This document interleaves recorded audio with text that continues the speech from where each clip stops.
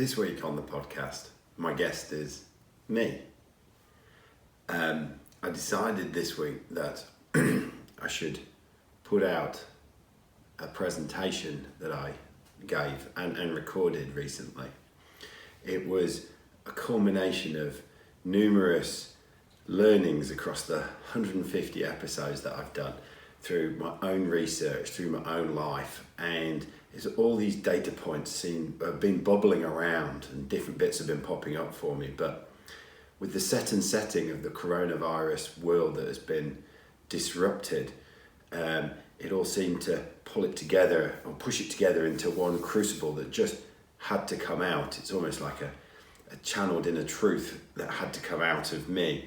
And luckily, I was fortunate enough to have Paul Holliday, who's been a previous guest, to hold the space while I was able to present this. The presentation is about our addiction to knowing and the impact of that on our journey through life. I look at the culturalization and how we've almost been groomed and programmed to our addiction to knowing, and then looking at the dynamics and the mechanics of how it plays out. So it's taking some interesting data points and life experiences and tapping into my degrees in psychology and things like that to bring up and really give a straightforward dynamics and mechanics of how on a day-to-day basis our addiction to knowing prevents us from truly diving in and expressing and creating from our inner authentic place of power. I see this as a really, really important piece to put out right now, as the coronavirus environment that we've been in, this event as a whole, I see it forcing people to ask more questions, which for me is great because I love asking questions. It's kind of what I do. But I've seen it leading previous to this that we've become very complacent and we lack the bravery or the need or the burning boats behind us to ask some of the bigger awkward questions. And because we like things as they are, we like them known, we like them safe, quantifiable, predictable. And so now with all of that taken away, we've been forced to ask questions, which is great on one side, but then all of a sudden as people start to question some of the things that they've held dear, and they start to question some of the decisions that our politicians have made around this, and we start to question the consensus-based presentation of facts from shall I call it, the mainstream media, that as people question that, they almost have a shattering of what they've believed in before, and that can cause, I don't see this, many people to want to swing to the other way, which is then they go into the world of conspiracy theories and alternative views, and then that sort of desire and addiction to know is swung from one end of the pendulum through to the other, and they're just two ends of the same duality to me. And the challenge with that is that you've just replaced the same addiction for knowing straight from here to here. It's almost like, dare I say, a substance addict moves from one substance A to substance B, but the behaviours are still the same in the middle, and underneath that is an addiction to knowing. And what I'm arguing is that there's a place in the middle, which is a place of not knowing, which has been scary for many of us, because we like our life to be predictable. We like to know what we're going on. It affects our sense of identity, how we present in the world and how we move through the world based on our knowns. However, as I put forward, being able to sit in the unknowns and really acknowledge and agree that there's a whole lot of things that just don't make sense and I don't know is, as I put forward in this presentation, the actual place where we can start to touch our inner authentic knowing and our inner authentic power, which is a great place to then express and create and explore and experience life from. So as I said, I feel very importantly about putting this piece out, and there's going to be more things like that, like this, coming from me in WA Real. still continuing to interview people, but there'll be more exploratory conversations, and there'll be more think pieces like this. It is deep. It does take an amount of concentration. Yes, you can listen to it. It's well worth watching. And if anything comes up for you in this, then please feel free to reach out, because I want to co-explore, co-experience and co-create an ability, and find people who likewise want to come and happily learn how to sit in the unknowns, so we can create and look at what else is out there. So enjoy me. Right then. So today we're going to talk about something which I have called the unknown way. Before we start this, I think it's worth talking about where it's come from. It's very much a focus on us sitting in our unknown, as opposed to our known, and we're going to go further into that in a minute. But all of this that I'm about to talk to has come from me sitting in my unknown, me not trying to grab onto what I know and actually sitting still. And from that, all this great stuff, these epiphanies and stuff have come out. They've been coming out in journaling, they've been coming out in just walking on the beach, talking to people, and then also they've been waking me up in the middle of the night, and I've been getting these revelations, and I've had to write it down, and then it's been, you have to get this out, Bryn. So right from the start, it's this, what I'm about to tell you is a testament to what I'm about to tell you, because it's come from the unknown. It's come from my unknown.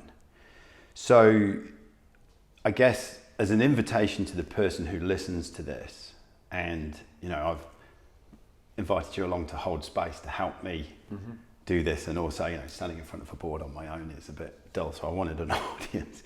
But to the person who ends up listening to this, you now have a challenge right from the start. You can listen to this, or you can listen to this. You can do something, or you can really do it. So if you just want some mental feel-good cheerleading crap, right, then this is probably not going to be for you, because you can either listen to this or you can listen to this. What I'm about to share, I know, will change things for you. It will make you more sensitive to things that were previously unconscious. It will help to build a framework mentally and experientially, so you can start to see and feel things.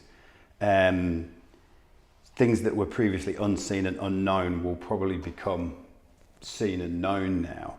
And so it will prime you to much of what's going on at the moment. For many people, this has been happening sort of quietly, but now it's almost like the boats are burning behind, and now it's time that this to come together. So there's that. The other bit is like, if you're meeting me for the first time, who am I? I'm Bryn. Now I could go on about Bryn has great education, all the A levels, all the degrees and stuff like that, or I could tell you about my work, being a management consultant and doing all this great stuff, and if you really need that stuff, you can go to LinkedIn, because it's all on there.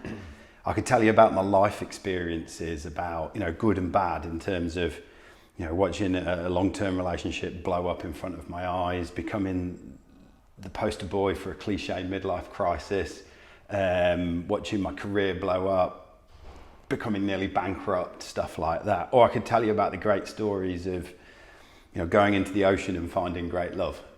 And I could tell you all about my exploration in terms of podcasting and Real Legacy and the stuff I do. But ultimately, it doesn't fucking matter. It really doesn't fucking matter. And that's the point. If you want to get stuck on, well, who's Bryn to talk about, then you're already getting stuck at the start. And this will become more apparent in a minute, because it doesn't fucking matter. All you've got here is a man who has found some truth and wants to share it, and is standing here bravely deciding to invest time and pull in favours to do something to share. And why is that? Because ultimately I fucking care. I care about everyone around me. I care about my community. I care about it all. Sometimes I think I care more about other people than they do themselves. And I think we're all guilty of that. You know, you hold a space of just how great you can see someone, even when they can't quite see it. And like, it's magical to hold that space. But I fucking care, and I can't sit and not do this. I can't keep this to myself. Otherwise it just doesn't work. Do you get what I mean? Exactly. Yeah. And so this, right, is on one level it's a big splurge of stuff, you know, of all the years of studying and thinking and journaling and writing and observing and doing life. But on another level, it's an invitation, right? It's an invitation to come, sit, listen, engage with a perspective, engage with a version of the truth, which is mine, but also I'm sharing it to see if, even if 10% resonates. Because even if 10% resonates, that's 10% more than you had before. And so I guess, you know, there's a decision for the person who's sitting, listening, watching this right now is, do you want to engage with a man's truth or not? You know, like before, do you want to listen to this or not? Do you want to engage with a man's truth or not? You can get involved with all the stuff about, well, who's he to say this? Has he got the right qualifications and this, that and the other? And by and large, I possibly do, but that's fucking irrelevant, right? It's a man's truth. And I think it's important right from the very start, as will become apparent as we go on in this. I think it's important that we fucking set that, because it's so key. You know, we don't necessarily need experts. We need people speaking truth, their truth. And whether it works for you or not, it doesn't matter. But you want that authentic truth coming from here, not just out of here. And you know tons about that, don't you? Which is what Yeah, exactly. So the unknown way, what are we actually going to be talking about here? So I guess, you know, if you want to look at it in terms of the big domino, what's the big domino? What's the one big domino that knocks all the rest down? And the big domino that sits here for me in amongst all of this is that the only way to birth something new, a new reality, is to sit in your unknown, to sit in a place where you don't know. And you can happily sit there and say, I don't know, which is so fucking foreign to everyone. And we're going to go in a minute into the history and the culturalization of known and unknowns, and we're going to deep dive into that. Yeah. It's only when you sit in that I don't know, do you actually truly understand what you do know? Because there are things that you know, and they sit there as truths, and they sit there as knowns to you. But if you avoid this, you're just going to stunt growth. You're going to stunt life. And you are playing a game of trying to avoid what's really going on. And if there's one thing I've found for myself, is that there is processes and there is experiences. If 150 episodes of WA Real has taught me one thing and verified it, is there's almost like this underlying deep currents that go through us. You know, life is a growth experience, and there are like deep currents that run very slowly underneath us. And our, you know, my experience of that current and the process of how that moves might be different to yours. It might be different to Jackson's, who's holding the camera. It might be different to the person standing outside. But I've started to see similarities in the process. Now, you chuck free will into there, and you can get on board with the current, or you can choose not to. You can hide it, deny it. But I'm coming to the conclusion as we look around, particularly with everything we're holding dear to ourselves is disappearing. And I've talked, and I will talk about the tide is coming out, that there is a process, and it's moving with you. And if you don't want to get on it, you'll deny, and it will be quite uncomfortable and disruptive. It may leave you behind. I don't know, but it may leave you behind. Yeah, I agree. And by not getting used to sitting in the unknown, you stay in this known place, and that is very constricting, and it keeps you there. You know, it's like, to me at the moment, it's like, you know, sitting in the known and sitting unknown. If there were two opposing muscles, like my bicep and my tricep, like if known was my bicep, I'd be like fucking Arnold Schwarzenegger. I think nearly everybody would be like Arnold's Olympic class. But if you wanted to use your unknown muscle, I think that's atrophied to fuck, really. And we're going to dive into that. And I think it's important to realise that, because, as I said, it's only when you go into the unknown and truly sit in the unknown can you birth something new. If you miss this, deny it, avoid it, then you're mugging yourself. What you think you're creating is not new. It's just another circulation of the same thing and the same thing. And, you know, when I say depth into the unknown, it's quite deep. You'll know tons about this. I'm not just talking about, oh, I don't know how to make a risotto, I'll give it a go. I mean, that's a nice entry point. It's a really thin veneer of an entry point. Say, oh, I don't know how to make a risotto, I'll Google it and find out. But then is there, I don't know how to make risotto, I'll invite some people over to eat it. So now I'm out there, and now I'm getting judged, and now there's a bit more involved. That's more fun. That's more exciting. That's more unknown. Now you're ramping up the unknown, you know. And so, Felt that then. You what? Sorry, I felt it. You did. Yeah, yeah. You can feel the difference. Exactly. There's a bigger difference. Now I'm going to put me into the unknown. I am. And the interesting thing is, what is it that's putting you into the unknown at that point? For me, then it was I created that reality. I created a reality that didn't exist. And then I created a party of people judging me for something that wasn't even there. Yeah. Do you know what I mean? And you felt it. And I felt it. And it's like, whoa. Why did I feel it? Because I've done it before. Yes. Yes. So, you know, most people won't do this.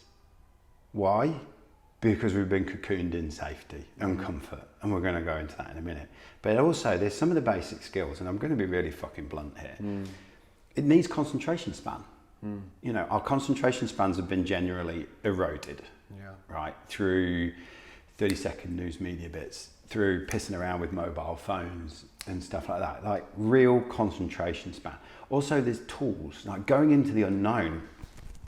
Like you just said then, you felt it. Now, if you don't know how to deal with that feeling, that's fucking scary and you'll run away. Right, yeah. So you need the tools as well. There's lots of things here. And, you know, you also need, you can have guides, but the interesting thing ultimately, as we'll discuss in a bit, is that you can have guides, but guides will take you so far and you have to do the rest yourself. And when you've gone and come back, then you have a look. You have a different way of being. And then you have a choice. Do you go back? Do you go back? Do you go back? Do you go back? But we don't do it because we're so addicted to what we know, because it's safe, because it's there. And that creates something really unnatural. Yeah. So what we're going to do here is we're going to collapse into what's unknown, and then we're going to come back out of it. We're going to start off by looking at like the history and the culturalization of how we've got ourselves into this, because it's really important that we become sensitive to the things around us that are giving us knowns and unknowns, because when we become more sensitive, then the world can become a bit more of a playground. Yeah. You know, simple little things like I'll make the risotto and invite people over suddenly become a playground. We're going to look at the history, look at the culturalization, look at the impact. Then we're going to start to look at some of the mechanics and the dynamics, and then where that can take us. So it's kind of fun.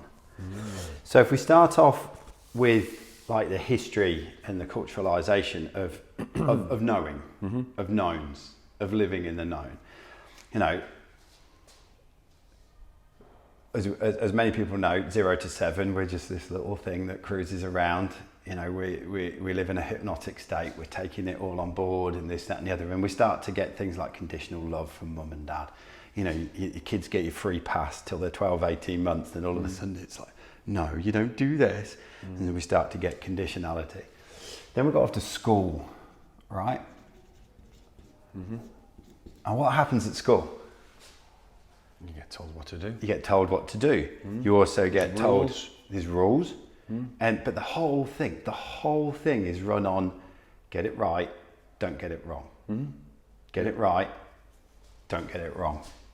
And, you know, all of this, what I'm talking about now, is based on Bryn's experience, right? It's one man, one truth.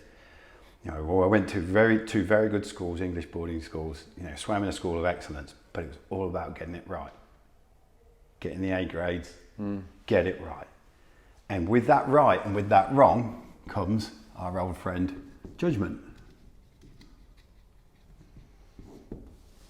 Because we get judged. We get judged whether it's right or whether it's wrong. And through that, you want to get it right. Because you don't want to look fucking stupid, do you? Because Even if you're wrong. even if you're wrong, you want to be Just right. to prevent judgment. Yeah, you don't want the judgment. You don't want to look stupid. You want to be in there. You know, you want to get the grades and this, that, and the other, and you don't want to be an outcast. And all of the time, you know, this is a time when we are, you know, highly impressionable. And so that's just our way of being. And I was in it as boys' boarding school. I was like swimming in it 24/7. Didn't go home. It was like, get it right, do the homework, excellence, right. Judge. You're not only judged by your teachers after a period of time, you're judged by yourself. Yeah. Because you want to get it right. You don't want to be outcast. You know, one of our greatest fears, and we'll come into it, is being left out, looking stupid, not looking like we're enough. So, you know, we go to school. Another interesting thing about school, and we're going to come into this in a bigger way in a bit later, is school's all about learning. Now, learning's an interesting one, as we're going to come back to. But I'm going to also point out that the dynamics of school is a classroom. So what do we have? We have someone at the front who's telling you what's right, because you don't know. So I don't know what's right. So what's that doing for me as a being? You're downloading somebody else's opinion of what's right. Someone else's. Someone else's. That's right. It's external. Yeah, it's external. It's not internal. Yeah, there's no proof. At no point here do we ever ask you to go inside and tell me what's true, what's right. It's all external. Even learning works on the supposition that you don't know. Learning, and all of that is around you don't know, so you need an expert, someone high and mighty, a teacher or a scientist, teacher, to come in and tell you what's right. And then you'll be judged to see if you can repeat that. And then you can go to university. And it's the same. It's exactly the same. It might be a more liberal experience, but it's exactly the same. We then go off to work. It's no world different, is it? No, the same. Get it right. Don't get it wrong. I was a business consultant, so that was amplified. But I was used to that because I swam in an A-grade environment where I could deal with judgment. Right? I could meet the judgment, deal with the judgment, and guess what? The higher levels of judgment that I could accept was also the higher levels of judgment that I put upon myself. And I put on others. And so, you know, going off to be a business consultant where you know, at the apex of it all, working for, one of the top 5 business consultancies on the planet, where I'm being billed out at thousands a day. You turn up and it's like, well, what does this dude know? Well, I've got to look right. I can't look stupid. You know, because if you get it wrong costs money. And you've got to get it right because you want the money. And then, you know, the money's coming in and all of that. And, you know, that's a whole other topic of conversation we can go into, the whole thing around the money. But you don't want to get it wrong. And also in the world of work, we've just recently had this thing called risk turned up, right? You go back and look at the use of the word risk before the 90s, barely ever used. Then as soon as the use of the word risk during the early mid-90s, huge. And what's risk? Risk is worry that something might happen. It's fear. Yeah. And there's shit tons of fear through all of this. I don't want to get it wrong. I need to get it right. Because otherwise, I'll look fucking stupid. All the time. All the fucking time. Playing roles. Then we have, right, let's take our old friend, sales and marketing. You know, a whole job for some. But nobody swims through this world at the moment in the developed worlds without encountering this. No. What do they sell? Predictable outcomes.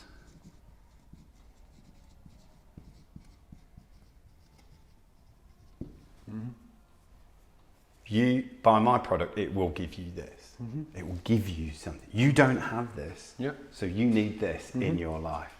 You know, you need the newest camera because the old one didn't do it. You know, 6-week course to get the abs that you've always wanted because you can't do it. I can, you know, it's predictable outcomes. So what's that?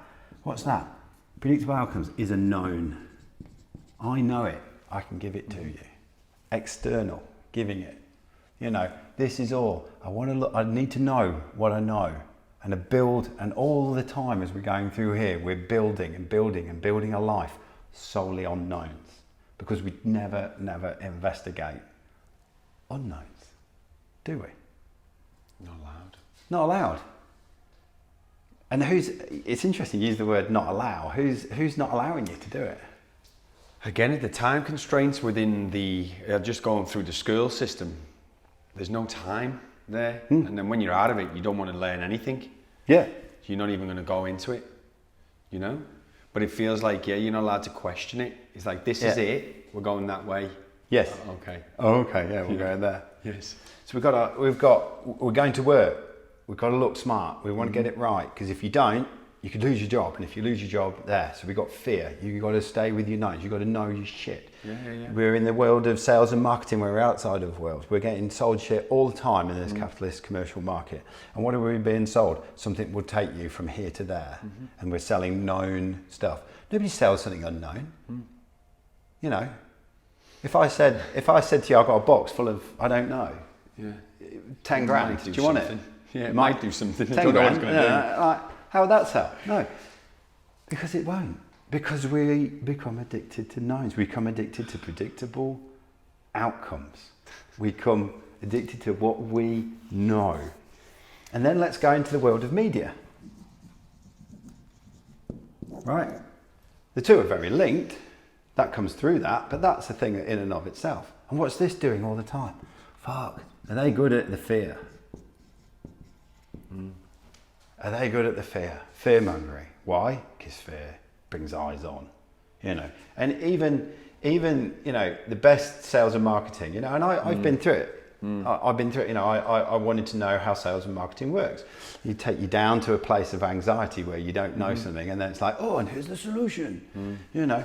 And the media's always at it. What you don't know, you know. Oh, the big dangers of something that you cruise around in, the big dangers of holding a pen. And, you know, all the time, it's trying to give you certainty. Trying to sell you certainty and fear. And also this, I would argue, as well, the media, if we go back to our reduction of concentration span, there you go. There you go. Everything has to be done in snippets, this big. Otherwise, people won't interact with it. You know, I've got spare time. I'm going to look at that. I've got spare time. I'll look at that. Some fear and certainty. But there's also something else that's very subtle in the media, particularly in the news, is that we have what's called reductionist arguments. So if I say to you, "Oh, I'm not particularly interested in," you know, if I said, "Oh, I don't think the capitalist system works," you go, "Oh, well, you're a fucking commie or something." So you've reduced me. You've got this reduction. Yeah, instant. And that right there. That's a sheepdog that will keep you in the known pen. Yeah. I don't want to say I don't. Conspiracy theorist. Yeah. Oh. Yeah. You're a nutcrack. Yeah. You know, but it's this reductionist, this thing. You know, we don't, and with the erosion of the concentration span, we immediately go, oh well, if it's not like that, it's like that. So that is another sheepdog that's keeping us in the known pen. So we've got all this stuff which is keeping us in a pen of known. And let's just generally look out into life and social stuff, right? When was the last time you actually said to somebody genuinely, I don't know. I don't know. I haven't got a fucking clue. It's rare, isn't it? Yeah. It's rare. We When live would in you that say that world. to your wife? The wife that looks, I just you don't know, know, yeah. I just don't know. Do you know what? What about your Lately kids? with this situation, I think that there's a lot of people saying I don't know. They say I think, but they don't say I don't. Yes. But there's Now I think. Yeah. Is thought a reduction again, isn't it? Yes. And that's part of your mind. Yes. That's part of your mind, grabbing for something that it needs to know. Certainty. You know, why right now? Why right now are the hit rates on news websites going off the roof? It's because of this. I mean, what you've Yeah, just because explained. we need to know. So all of this is funneling us down to an addiction. To knowing. I hope you can get this. An addiction to knowing. Yeah. Wow.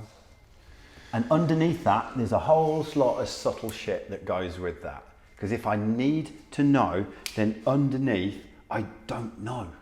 And if I don't know, I am not enough. We're conditioned to knowing. Yeah. We need to know. Willingly. We're conditioned to be addicted. Yes. You're right. You're Yeah. right. Now, I'm not going to stand here and go some like conspiracy thing, because that's a No. red herring. No, That's of red. course not. This just, all I'm talking That just about is is. what is. That is, yeah. It is. It just is what is. It just is. We get addicted to knowing, right?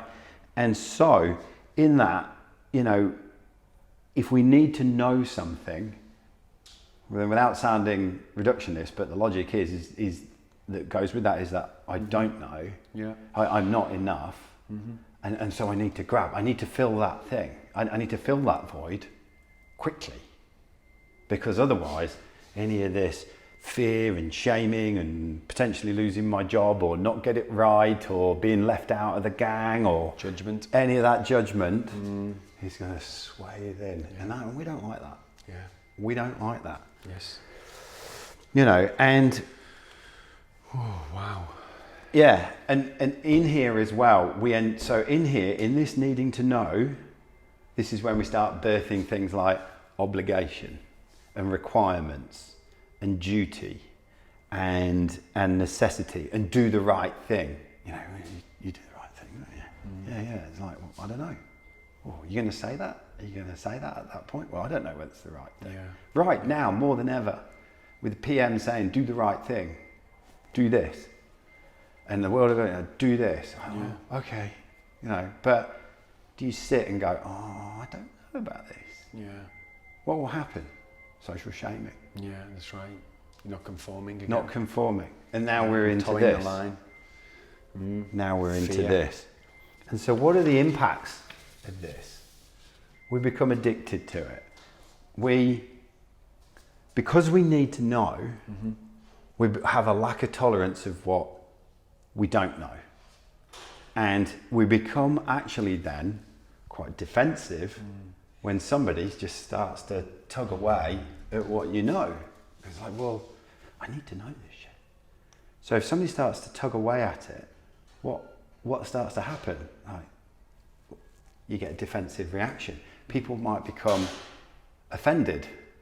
And then what happens if we start to defend against being offended? Well, we enter into the world of political correctness. Yeah, that's right, yeah. The world of political correctness. And one of the best descriptions I've ever heard of political correctness is political correctness is a manifestation of a lack of self-esteem.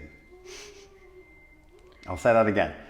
Political correctness is a manifestation of a lack of self-esteem, right? Because you're defending people from being offended. And that offence is actually a trigger.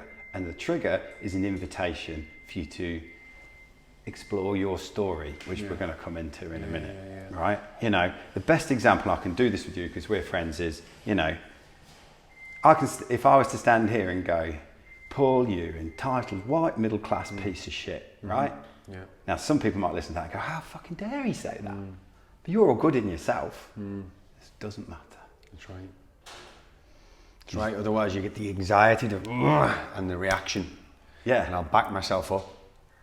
Exactly. Yeah, I'll fight back. Exactly.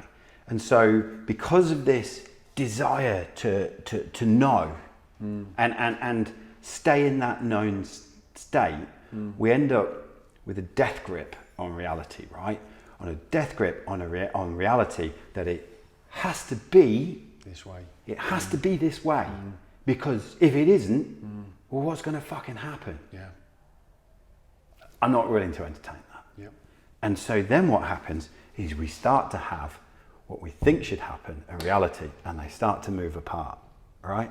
And then there's a whole stack of tension and shit that comes between the two, which we're going to get to in a minute. And that, I would hazard, is the source of a shit ton of mental problems that people are having.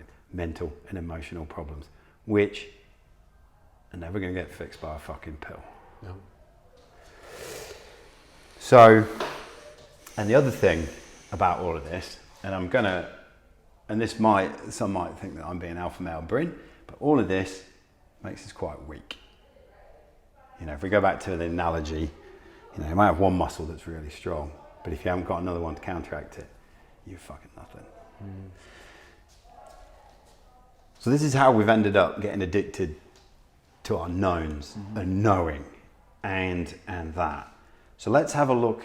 What I want to look at now are some of the mechanics behind it all, right? And this is where we're going to pull a few data points and explore them, and then they'll start to pull together. This is where it gets kind of fun. So I'm going to ask you a question now. How many senses have you got? 5. 5. So and they they say. are Sight, touch, taste. Sight, touch, taste, feel. What's the last one? here. Put you on the spot there. No, I spelled it wrong. Hearing, of course. How about I invite you to think about the fact that there may be other senses, right? Other senses that have been hiding right underneath our nose. Other senses that we've never classed as senses, but if you do class them as a sense, then certain things start to make, for Intuition. me, a bit of sense. Well, how about this? How about we have a sixth sense and we call it thinking? Yeah. Thinking as a sense. We interact with the world and we think and we interact with the world. How is that different to sight, touch, taste? Yeah. I got introduced to this not so long ago, and you know, ancient way of thinking, ancient ways of perceiving the world had thinking as another sense. And this is kind of interesting, because who is the seer that sees? Who is the toucher that touches? Who is the taster that tastes? Who is the feeler who feels? Who is the hearer that hears? Who is the thinker who thinks? We're all of a sudden just taking one. We are not what we see. Yeah, that's right. We're not what we touch. We're also not what we think. You could go a bit further and wonder, and I'm still toying with this, whether emoting is a sense as well. That's what I'm still playing with. And this is, and like I said, this is an invitation to come on a journey. Yeah, feel is that sort of tangible. Okay. Emoting is that. Like the in. Yes, is that more inner. But Yeah. even if we start as thinking, and it's interesting because the mind is such a tricky, slippery little character. You know, it's the mind. Was it referred to as somewhere as Maya? a house of mirrors. And we're going to get further into that in a minute.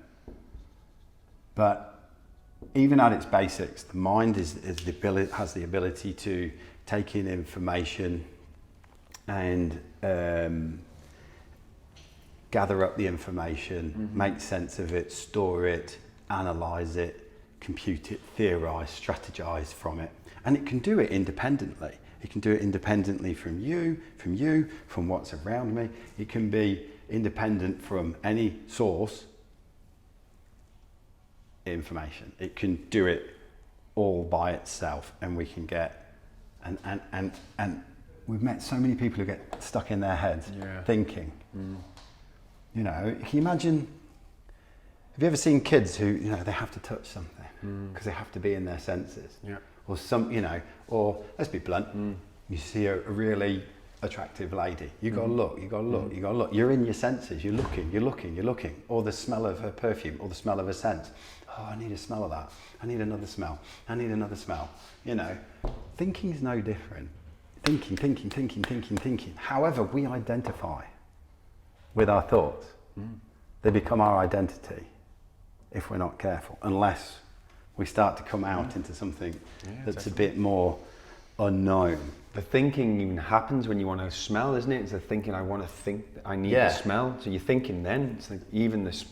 But even if we invite it to be considered as a sense, rather than who we are. Yeah, definitely. It puts this nice little bit of separation, which we'll come to in a bit later. The next thing I want to look at is, this is where it gets fun, is we have the outside world.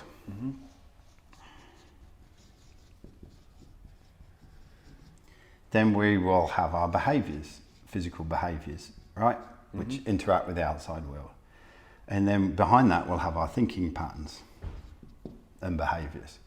And then behind that, we'll have our beliefs. Behind that, we'll have our values. And then we're going to have a lot of people like to say our purpose, right? These different parts to us. And inside all of that is our identity.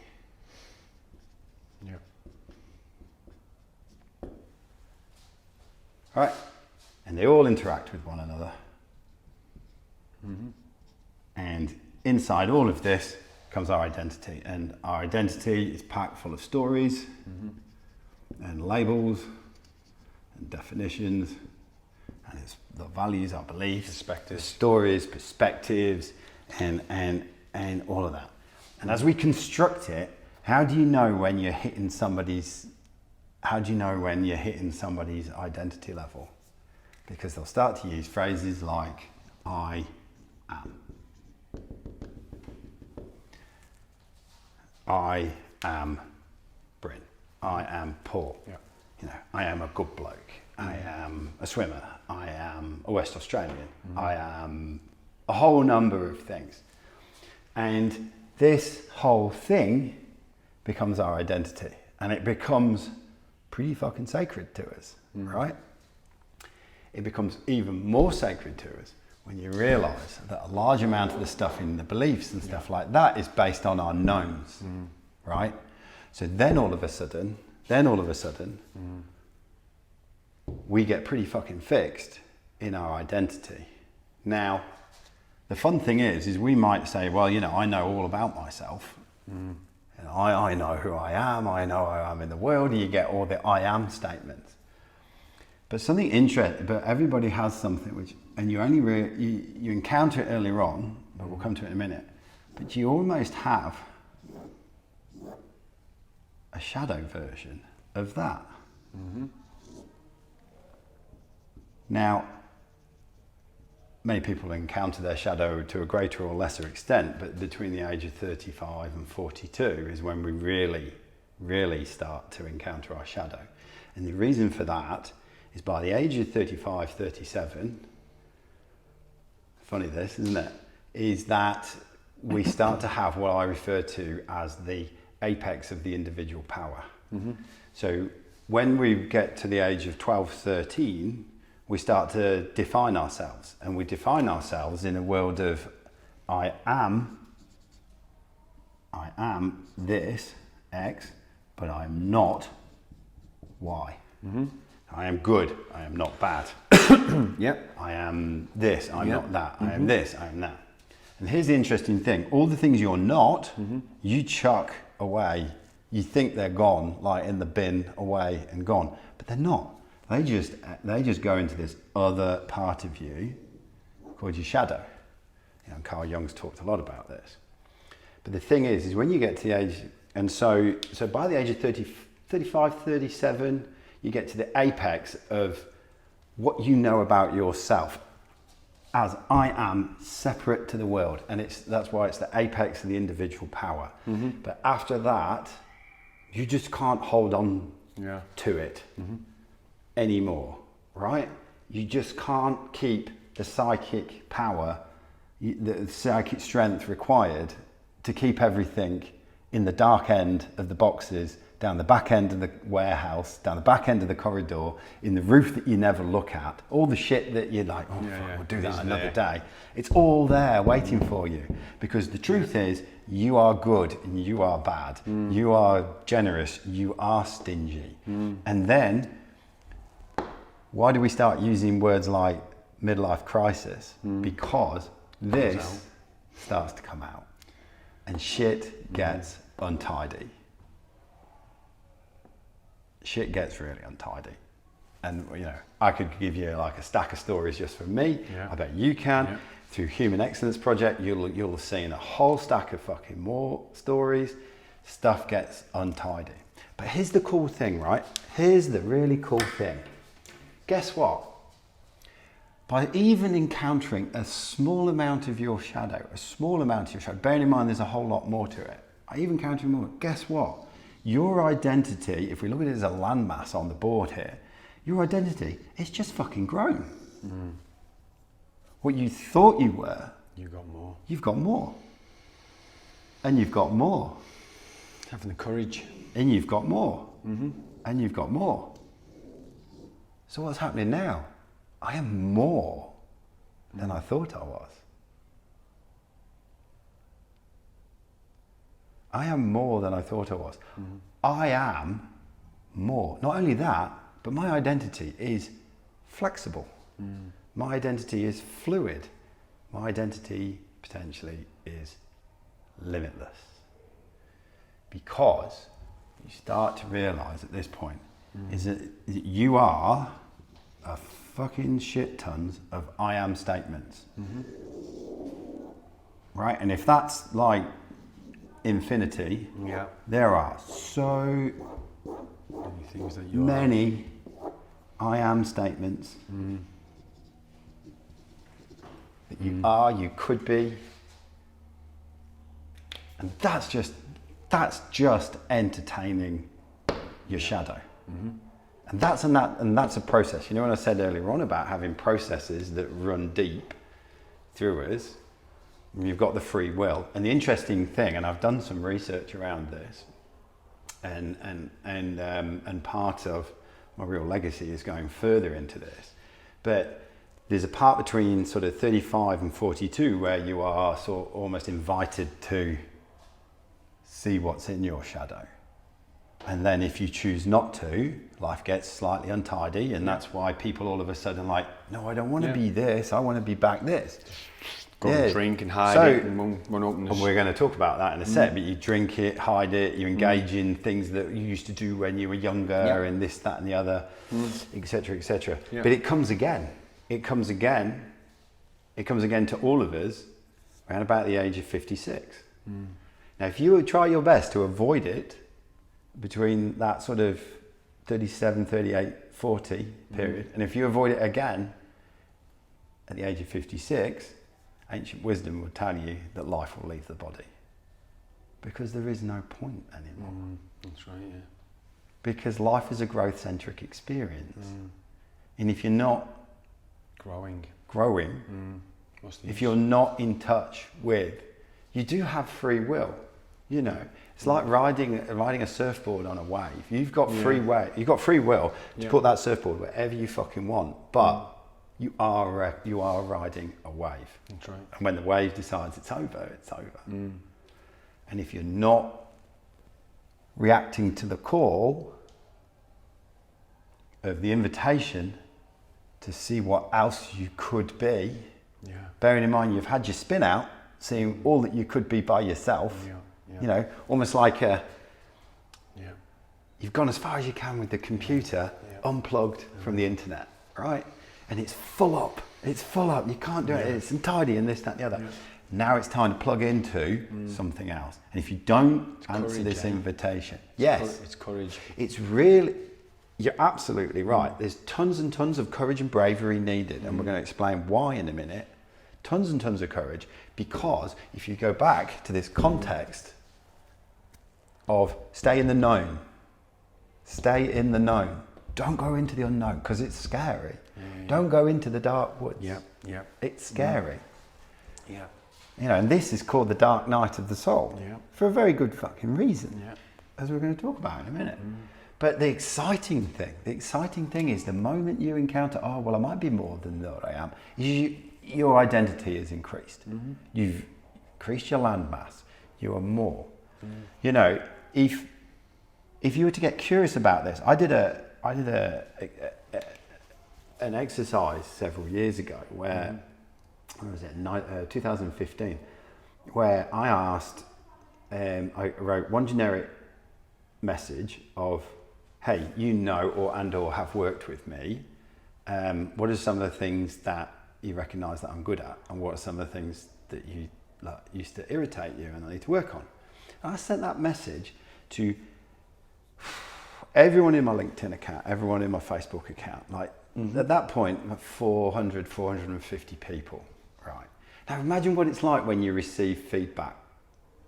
It's confronting to start with, isn't it? When someone gives you the feedback, it's like, I don't know about you, sometimes it's like a slice right into there. You're like, oh, fucking fucked up. But you've immediately learned something. You've learned something that other people see, so you can invite that, which you don't know about, right? But also, there's stuff that that even they don't know. I mean, it's almost like that Johari's window of what are the knowns and the unknown, unknowns and things like that. But that's worth thinking about, because what is it you actually know about yourself? What is it that others might know that you don't know? Yeah, that's right. What are some of the things that you know about yourself but you're not willing to admit? So they're almost like known unknowns, and then further to that, what is there that's just completely unknown? So that's out the back of here. You know, we will always be able to compare about you, unknowns about you. Yes, that you don't know. I don't know. You don't know because nobody else will know. Yeah. And even the framework of how I've done life to this point doesn't know. Yeah. The possibilities. You know, the apex, you know, who are the human apex examples that we have? You know, your Nelson Mandela's, your Mother Teresa's, Jesus Christ, Buddha, stuff like that. But what's beyond that? What else can I be? Yeah. Consciousness. Anything. But this is scary. This is scary. I think it's, again, can I just say, Sure. I think it's scary to that line. Yes. On a personal level, knowing what we've done. I think it's exciting once you start delving in, when you've got the courage. That's the next thing we're going to talk about, is that, so we have this, go back to our death grip, right? We have a death grip on it, like, I am going to stay like these, the borders are nearly as tight as the Iron Curtain that we had back in the, you know, this, that, and the other. Yep. And from here, you know, life will move through and, move into this bit of space. Life will move through and continue to present things to you. Life is a growth-centric experience and things will turn up. If you choose to ignore it, they'll turn up. And I'm going to explain a bit further why. So at any given time, we could make a decision to go into the unknown. We could make a decision to reconcile. And that means standing in front of a mirror, metaphorically. Standing in front of a mirror and working out, who are we? Who am I? What have I actually done? How can I account for my behaviours, my thinking, my beliefs, my values, my purposes? Have they actually delivered the reality? Is it all that I thought it would be? You know, the American dream, or the things that we're handed down. You know, if you'd get good schools, you go to university, you get the job, then you get the wife, and you get to your pension, and then kapow. But you know, more and more and more people are popping like little kernels of popcorn and going, what? And then that's an opportunity to stand in front of the mirror. And the mirror is also like a little gateway, right? It's the gateway to the exciting stuff that you have just spoken. It always tells the truth. We'll come to that in a second. So often people get a little glimpse of the mirror, and I'm not just talking about the one where you're brushing your teeth, like the true mirror, and they'll go, whoa, fuck that. Whoa, fuck that. Whoa. I'm coming back from this. I'm not doing that. And what do? We start to tell ourselves lies. We tell ourselves I'm lies. not like that. I don't like that. Yeah. So we start to avoid it, deny it. It's not me, yeah. It's not me. I'm going to build a new story. I'm going to build a new story. Just drop into that. Which just makes me feel temporarily better. Yes. Oh yeah, I'm good. Yeah, I'm good. Yeah, no. Because there's that. Oh, they won't find out. They won't find out. They won't find out. I'll tell myself some new stories. And then all of a sudden, you get the true you, who you had a very slight little glimpse by going close to the mirror. And then you just go, whoa, no, I'll go back to this construction that I've made through all my knowns. All the things I've known. And then this, you know, even if it's bad, you know how it feels. Do you know what I mean? Yes. You know how that feels. Yes, you've had a glimpse. You've had a glimpse, but you want to go back. Oh, that was me. Yeah. That was me. And then you know where the truth is, but then you create these stories. Yeah. Stories of bullshit and lies, right? We go on another game of hide and seek with self. I'll tell myself another story, and off I go. And then what will happen is, well, the tension here will become fucking unbearable, because all of a sudden you know there's a mask, and that mask needs feeding, but really I'm like this, right? Behind it. And I'm behind it, and then the tension grows. Right? And then you need to feed that tension, and then you deny that tension, and then you like to avoid that tension. So that is when you get into really, you start drinking and doing the drugs, shagging the hookers, doing anything you can to avoid that tension. And then because you do the things that you choose to do, you know, looking at porn, whatever it is, then in comes our friend shame and guilt. And then what do we also not do? We don't fucking talk to anybody about it. Yeah. We do not talk to anybody about it. So then that just compounds and compounds and compounds and more compounds. And more and more. Shame and guilt. And then where's the way out? The easy way. Hang yourself, overdose. Take away the pain. Take away the pain of the guilt and the shame. Don't tell anybody. Because of the tension that you've built. Because the mask, because you can't admit the truth. We can't deal with the truth. But as we'll find out in a minute, this is all bullshit, because we are way more than we think we are. Having the courage. All we've done here is shrink our bit of what we know about to the knowns. Right down to a small little box here. And people will go, but these are the mechanics. These are the mechanics. You've seen it like X amount of times with the amount of people that turn up. They don't want to come for a hug. They don't want to do the thing at the Human Excellence Project. And then they just start to talk, and then they're starting to crack. And then they're like, oh, so it's not just me. you know, and it's not just me that has this dual life. Other people do. Now that's great, that's awesome, but you have to be careful, because if we stay here, like, oh, you know, and if I'm going to be blunt, one of the things that's on the journey to us normalizing the discussions around mental health and emotional health, because two are different, is that we've taken that step to recognize it, and it's sort of there, but we're still stuck here a bit, and so therefore it's okay to be at this place. It's okay, you know, I'm like this. I can't, you know, I've got this facade mask, but I've got this bit, and I've got this self-loathing, shame, guilt thing going on, and I've had the drug addiction. Oh, come in you go, tea and sympathy and this, that and the other.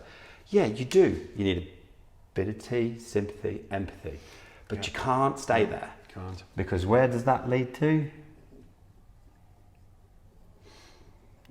Victimhood. Yeah. Because then we make that all right. We do, yeah. And that's not all right. No. That is not all right. And then we get into victimhood. And I would say the biggest cancer in our society today has been our acceptance of victimhood, our acceptance of lower standards, and acceptance that this is all right. Yeah. It is. There's a base level of adequacy. Yeah. It's already, we are so much more. Yeah. We are so much more. And then the thing is, this will continue round and round, round and round, round and round, round and round. The lies, the denial, this, that and the other. We'll be avoiding the mirror, you know. Yeah. And this is like, you think this is judgment, right? This is bullshit compared to that's right. This is a judgment. Because you can lie to everyone else. Yeah. You can't lie to you. Yes. A judgment by you. True judgment, real judgment, clean judgment. On the couch, in your house, I know. Yeah. And, you know, people have asked me, why do you call your podcast WA Real? I didn't kind of twig until recently. It came to me as a revelation. What is the most real thing? Endings are real. I spoke about this recently. Endings are the most real. When we come to the end of a story, of a lie, that's the most real thing. It's painful. It's painful as all fuck. Yeah. But when the stories you've been telling yourself, the lies you've been telling yourself, when something has happened in the environment, you know, the relationship that you've been saying, oh, it's great, but you haven't been putting the time into, right, when that comes to an end, you know, when all of a sudden the doctor goes, well, yeah, you have got liver cancer. And you go, well, I thought just because I went to the gym, I was healthy. Yeah, but you've been drinking 30 pints of beer every weekend for the last 20 years, right? Yeah. That lies that you were telling yourself, oh, I'm all right, you know, or the stuff you say, oh, I'm all right, but you've just taken on all the debt, or things like that. Yeah. When that comes to pass, because you've got free will, you do. But the doesn't necessarily mean that the stories you've built on staying only in the knowns, to keep yourself in the known, to keep yourself in the comfort, to keep yourself in the environment, doesn't necessarily mean that they're real. And they will end. And as you said earlier, the 37 age bracket is when you've had numerous stories come to an end. So there's a pattern. Yes. So then people start to see who you are, the character you've formed. Yes. And that's where it's real. And this is where you finally, like you said, you end up, and you want to do something. That's me. Like, that's me. I'm stuck. I'm like, and you can try and do anything, you know. You can try and do what you've done before and this, that, and the other, but none of it is going to help you. Yeah. None of it's going to help you. And that's when the most active thing you can do is surrender to it and allow it. And that's the most active thing. Yeah. It's the most active thing. And then, you know, when you truly look at the mirror and you go, and you truly look in the mirror and you hear the crack, that's the crack of the end of the stories. That's the gate opening. That's the end of the stories. That's shit. The truth of what I've been doing is revealed to us. And ultimately, these are small epiphanies until the big crack, which is right, like minutes after the end of everything for us in terms of an experience. Yeah. And then from the crack, you get the realization that, oh crap, all is not as it seems. And that's when, like you said, the truth reveals itself. And then this is the invitation to surrender to, I don't know. Clearly. I don't know. I don't know what to do. Yeah. I don't know what to think. Yeah. I don't know what to believe. I don't know what my purpose is, my values. I don't know who I am.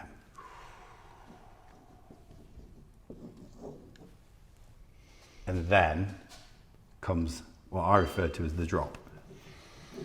And then the abyss.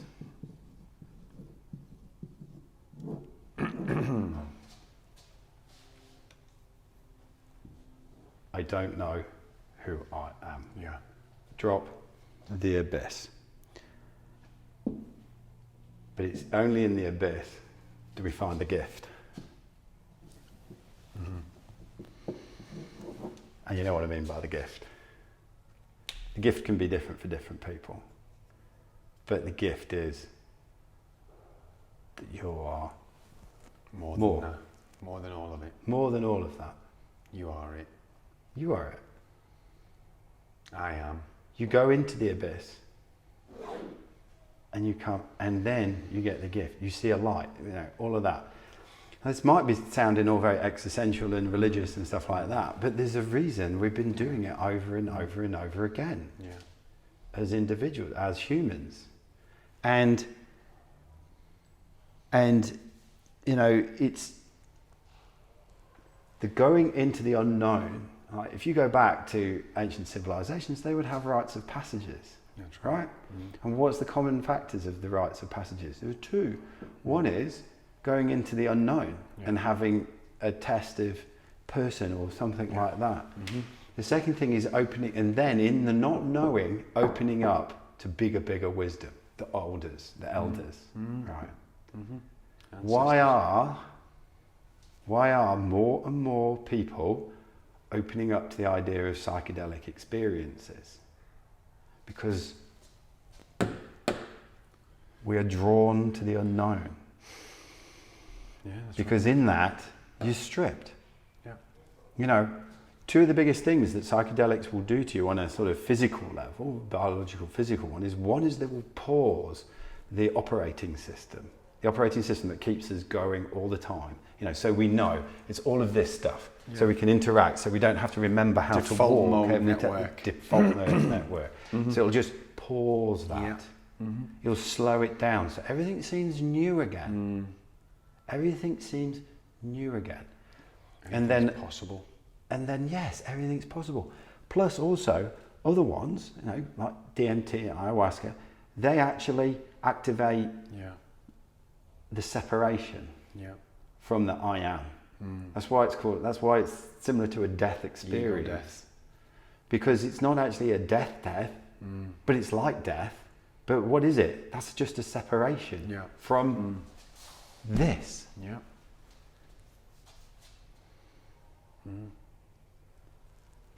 It's only when we go to the unknown do we actually get beyond all of this stuff. And it's only there can we actually then begin to create something new.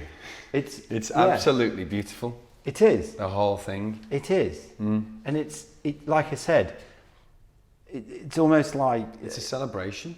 It is. And then from the abyss you will return. Right? One day we won't. Not as this. Not as this. But you will return with your gift. And your gift has come from somewhere beyond all of that. Yeah. So you've gone from something, you've gone to nothing,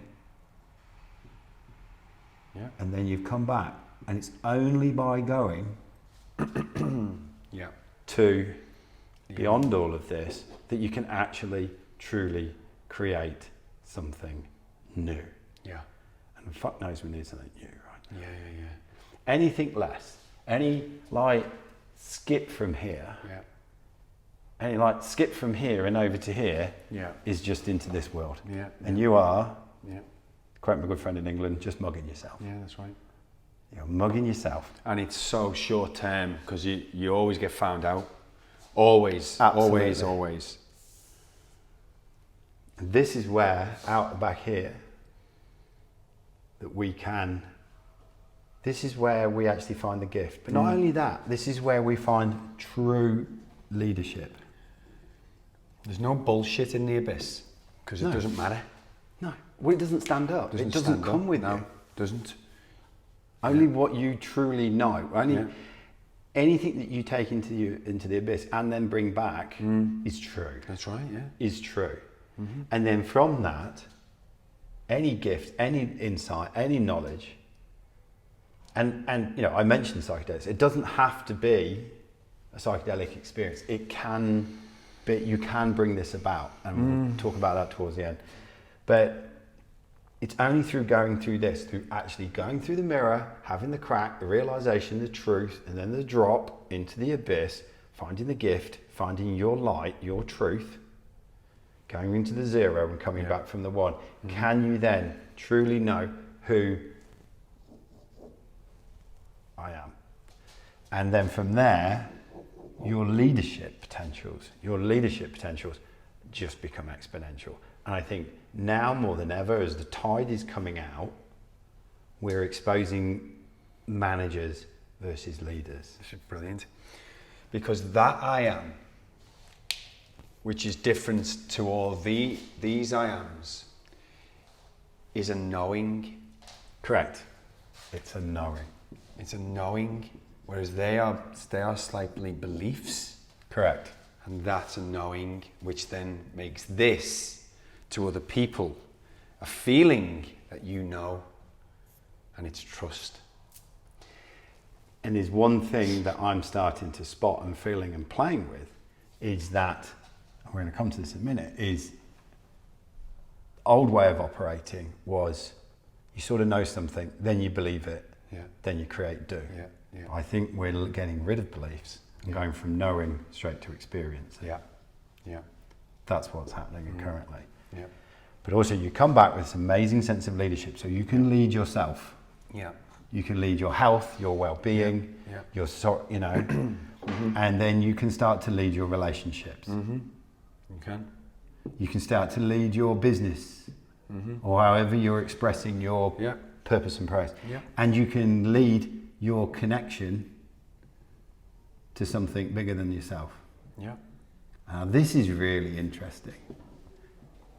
This is really interesting, because you know, you might be saying, "Oh, Bryn, no, you're saying God now." Well, let's just park God up. Let's just park Buddha, Allah, God, unity conscious, whatever you want. I've already demonstrated that you are bigger than yourself. So you are bigger than yourself. So now you're beginning to have leadership and lead your faith in something bigger than yourself. You're trusting something bigger yourself, which just happens to be you. Now, if we go back here, what was all this doing? This is eroding every single piece of faith and trust you have in yourself. All of this is, remember learning, you haven't got it, I'll give it to you. You know, it all comes from a place of lack, you haven't got it, and this, that, and the other. Here, you've been to the abyss, you've brought something back. You now have leadership, you now have truth upon which to build, right? And it's, you know, your truth about yourself, your relationships. You look at the friends and family and things like that who are with you and those who are not really with you. And then you have to make some hard decisions. Your business, are you actually doing really what you're here to do? Or are you just taking a paycheck? And you know, so many people are fucking Barry bullshitting themselves about, oh yeah, but the paycheck's really good and the work's really good and the people are really excited, this, that and the other. Yeah. But let me ask you the question. Yeah. If I gave you 50 million bucks, would you still be doing it? Exactly. And if the answer is no, you're lying. Yeah, that's right. You are. And then your connection to something bigger than yourself. We have one go at this game. And as you said there, if they're lying to themselves saying that, how many years are you going to waste doing something you don't want to do? Waste, indeed. Waste. And then you could be living in purpose. Now, the one thing I will say is up until that age of this sort of 37, 38, you don't kind of know what you're doing unless you're very lucky to. Yeah. So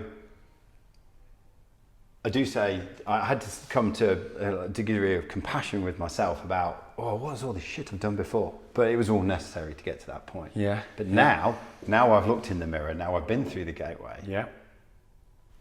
I see it, love it, thank it. Yeah. But it has to be different now. Now, the other thing about this is that many of us may go through this and have a real experience and then go, yeah, there you go, fucking awesome.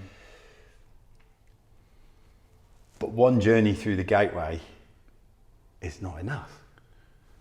One journey through the gateway is not enough. You know, you can go, you can do all of this, you can come back with the gift and people will know. But one journey through the gateway is not enough. Because at the moment, what I'm explaining is the hero's journey. That's right, yeah. Yeah. And the hero's journey is come back. The hero's journey is to come back with the gift, right? And show everyone that I am different, right? Now, the hero's journey is the template. And the hero's journey is the template behind most modern movies, right? Netflix, Warner Brothers. It ends there. Yeah, and then there you go, bang, that's it. Yeah. But let's just ask another question. Another question we can ask while we're out here. You know, I don't know who I am, therefore, what else? What else can I be? And then we can start asking questions of what else across the rest of our existence. What else? Yeah. What other templates? What other templates can we have other than the hero's journey? Right?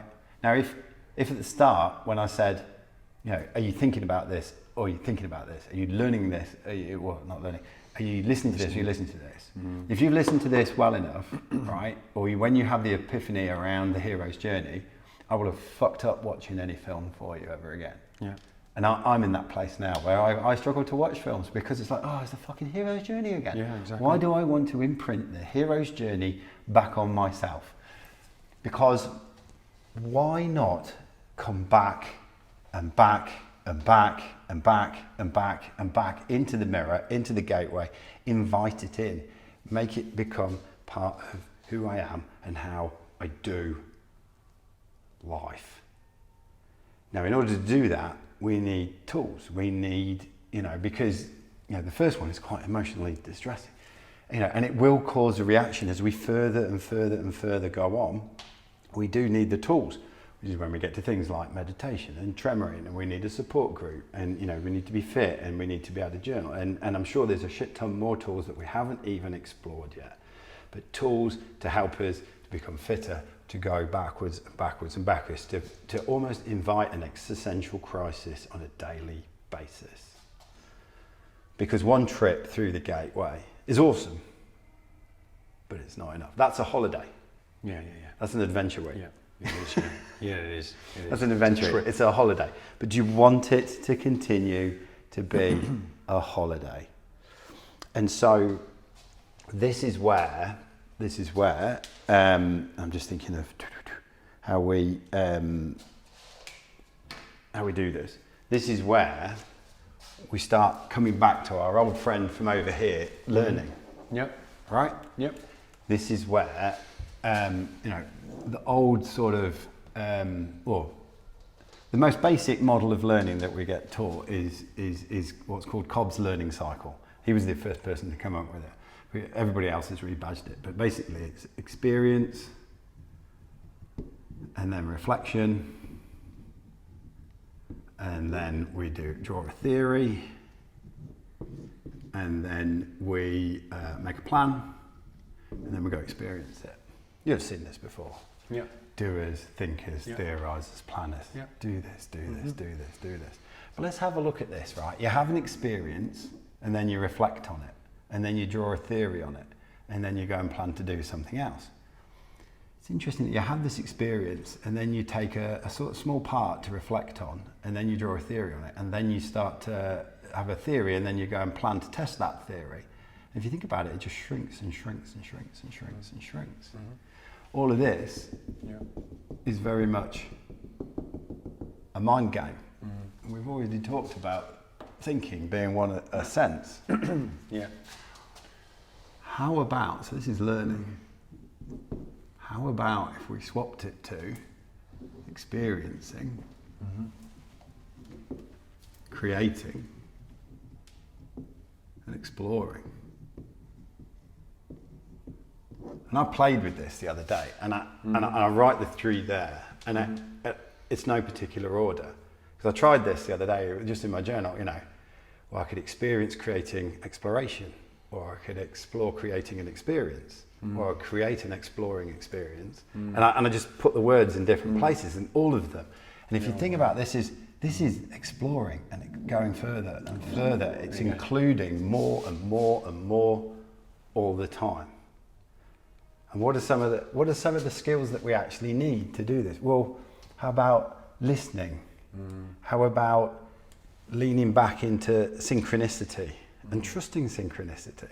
I think most of us will have been on some sort of holiday when we've just let go and relaxed a bit, and then all of a sudden, the day that you had nothing planned for just fell into becoming the best day because you met a bloke who'd got a truck, and then he took you for a lift, and then somebody had a thing, and everybody's had a synchronistic experience. Yeah, that's right. Yeah. But we can explore to see more synchronicity. Surrender. And surrender to it. To allow it to happen. Yes, because there's more of I am than what I think. And then we become to explore and create. And these new and different, interesting ways of doing life. Yeah. All because we're really comfortable in the unknown.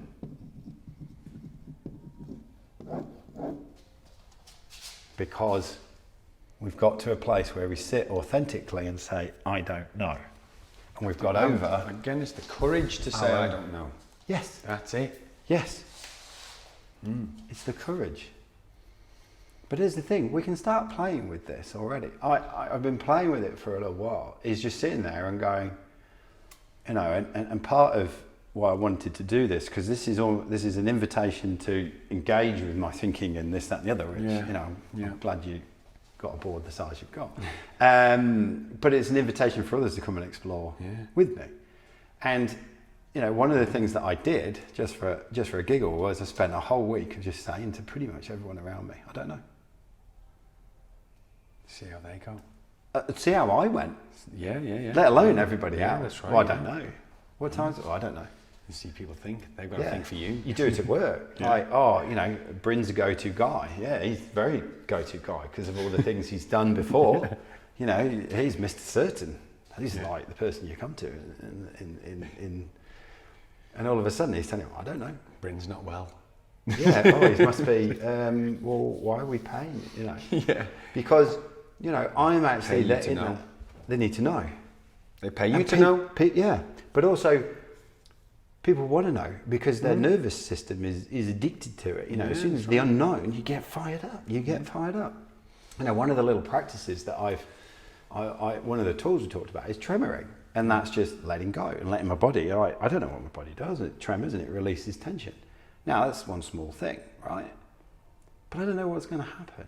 But it started to, various parts of tension, things that I was wound up about, ways I've done life have just started to ebb away, and sometimes I cry and I feel this massive release. I don't know what it is, but I've let go, and I don't know what's happening. Yeah. I don't know what my body's up to. Don't suppress it. Yeah. Don't fight it. Allow it to happen. Indeed. There's a great business coach, Dan Pena, who says, I'm no longer treading on my own dick.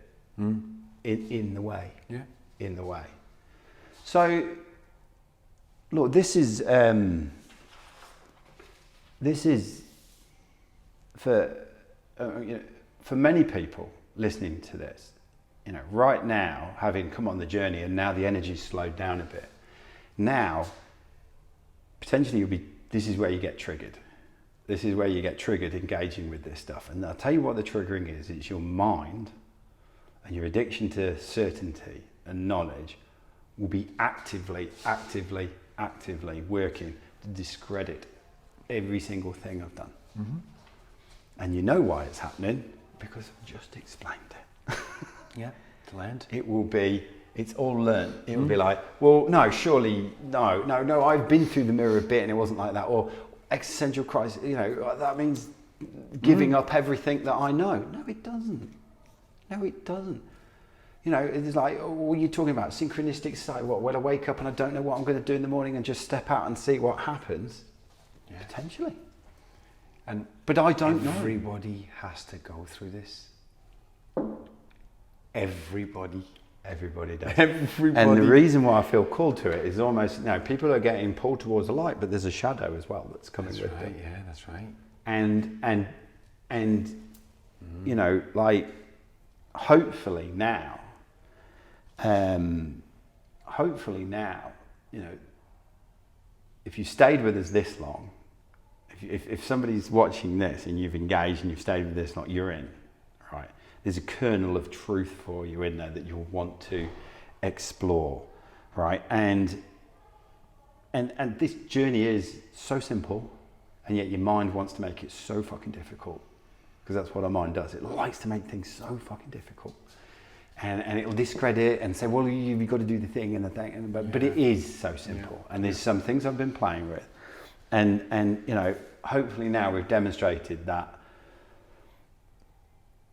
we have this addiction to known, we have this weak muscle when it comes to don't know, and that now as the tide, it's so beautiful what's happening right now. It's so beautiful what's happening, the ineptitude of our leaders is being exposed, the decision making, the economy, everything that it's all there. Is the tide is pulling it out. Imagine if Trump said that. I don't know. Yeah, everybody is. And that's what he's thinking. Yeah. Then he has to say some bullshit. They're all saying that. Yeah, that's right. They're out here. They're spinning round. They are, yeah, they are. Like, we'll build something thing, and we'll build the thing, and we'll build the thing, and we'll build the thing. Leave everyone at home. And look, and collectively, this is growing and growing and growing and growing, and the tide is coming out, and that's why it's beautiful, right? Yes. And I don't mean to sport with people's emotions and downplay their experience and this, that, and the other, but this is why it's happening, right? Yeah. And now is the time to dive into that unknown, and because we're in a state now of what has been referred to as hypernormalization, where we know what's going on is fucked and it doesn't work, but we don't know what else we could do, because we won't delve into the eye of I don't know. We won't go into the zero, from the one into the zero. And so what do? Hypernormalization is when everybody collectively does this. Everybody do that. It happened at the end of communism in Russia. That's right. It's happened before. We're doing it now. Oh, everything's all good. I don't know what the new reality will look like, but I'm brave enough to say I don't know. I know that what's happened behind us is not working, and if we carry on, we'll only get drowned. I don't know. The only thing I do know is I am here now. And you're willing to go into that, to get that, to become that. Correct. And I'm willing to do that on a daily basis. To strengthen that. Because that's built on truth. That's built on my truth. Remember, I started by saying this is Bryn's truth. Yes. Yeah.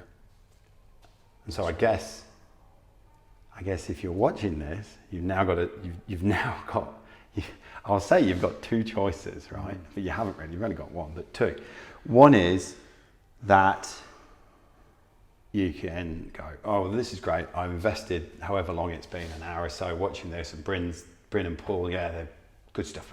I'll put that, park that to one side. It's a little bit tricky, this, that and the other. But here's the thing, the tide is moving behind you, you know, those deeper currents are moving and these things are happening.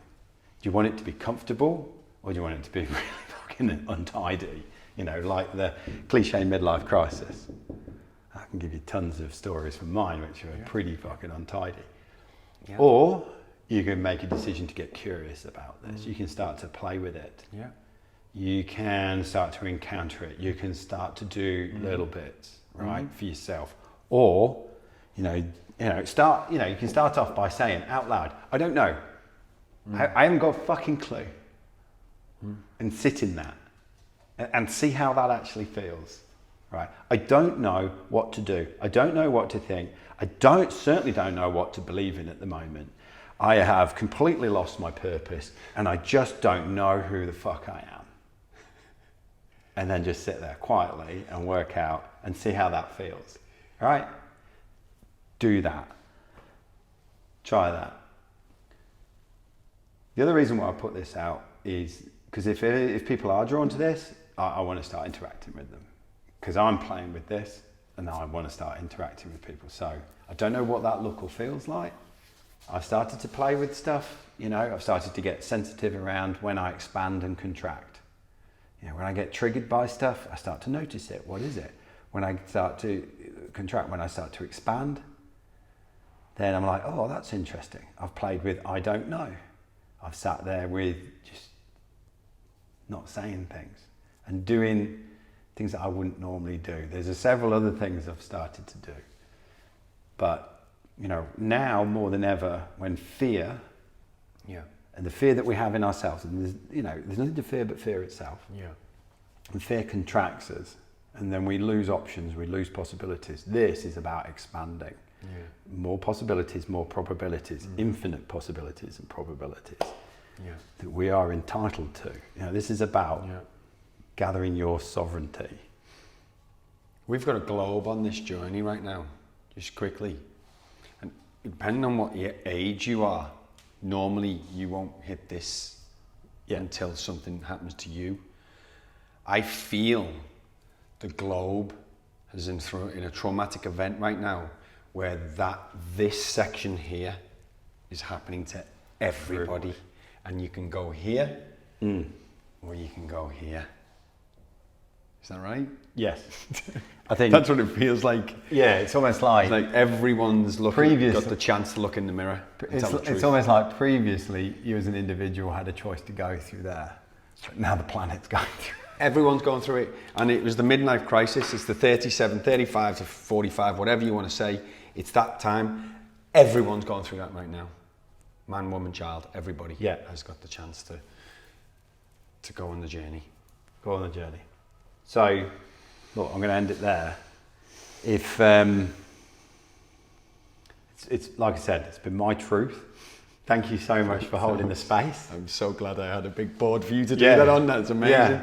Thank you for holding the space. No, like I said, this has been my truth. I wanted to share it. If it resonates, then please reach out, because I want to start interacting with people, exploring with people. I want to explore, experience and create with people. Yeah. You know, and ideally I'd like to get to 100 people. Why? 100 monkeys. Yeah. Yes. Find them. This is my invitation to come and interact with me. This is almost like my energy signature. It's my business card. This is what I'm about. You know, everything that I've been doing, podcasts, Real Legacy, has been exploring this, exploring the subjective journey and the process that sits under it. And now's the time to share it. Really good to hear you talk. That's impressive. It's amazing. There we go.